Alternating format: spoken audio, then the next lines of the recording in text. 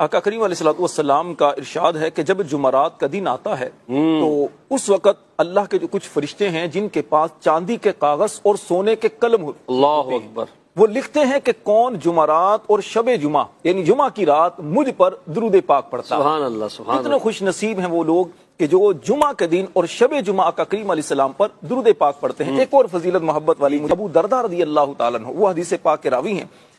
فرماتے ہیں کہ کریم آقا صلی اللہ علیہ وسلم نے فرمایا کہ جمعہ کے دن مجھ پر درود پڑھا کرو کیونکہ یہ یوم مشہود ہے، یعنی فرشتوں کے حاضر ہونے کا دن ہے، اور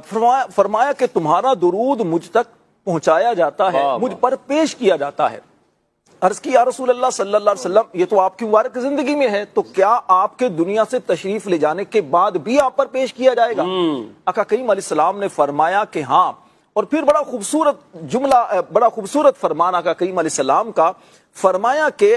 ان اللہ حرم علی الارض ان تاکل اجساد الانبیاء فنبی اللہ حی یرزق،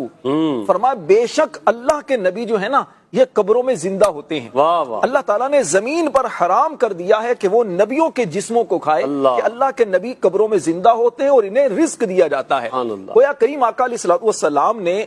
جو ارشاد فرمایا اس کو ہم سمجھیں، کو اللہ کے نبی جو ہیں قبروں میں زندہ ہوتے ہیں، جب ان کی بارگاہ میں درود پیش کیا جاتا ہے، سلام پیش کیا جاتا ہے تو فرشتے بھی پہنچاتے ہیں، اور آقا کریم علیہ الصلوۃ والسلام اپنے مبارک کانوں سے بھی سنتے ہیں۔ بلکہ یہی دلائل الخیرات شریف میں ہی شیخ سلیمان جزولی رحمۃ اللہ علیہ، محمد بن سلیمان جزولی رحمۃ اللہ علیہ نے یہ روایت نقل فرمائی ہے کہ آقا کریم علیہ السلام نے فرمایا جو محبت سے مجھ پر درود پڑھتا ہے، فرمایا اس کا درود میں اپنے مبارک کانوں سے سنتا ہوں۔ واہ واہ واہ واہ واہ، محبت سے جو درود پڑھتا ہے، تو اب محبت سے جتنا درود پڑھیں گے، بلکہ محسن بھائی آپ